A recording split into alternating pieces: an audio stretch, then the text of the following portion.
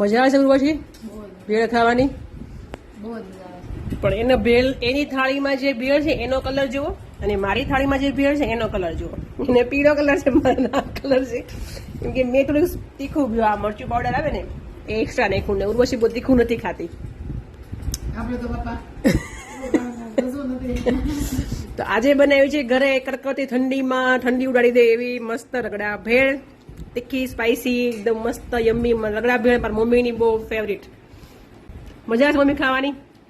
અને કાના તને મજા આવે જોવાની? તું ખાલી જોવા માટે જ જો, મારો દર્શન પાત્ર જ છો ખાલી.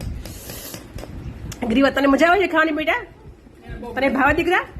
ગ્રીવા એ છે એની જે પ્લેટમાં બનાવી છે ને ભેળ છે ને એની થાળીમાં જાતે બનાવી કા દીકરા? એ જાતે બનાવી અને પછી એ બનાવીને ખાય છે. આજે બહુ કામ કરવા લાગ્યું. બધી વસ્તુ કિચનમાંથી અહીંયા સુધી લાવી.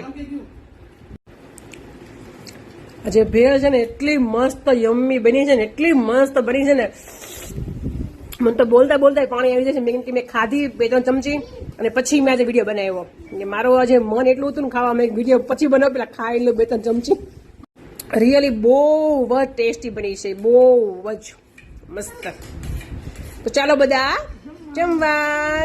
દીકરા અમારા કાનો જો કેવો ખાય છે જાતે જાતે કે બેટા?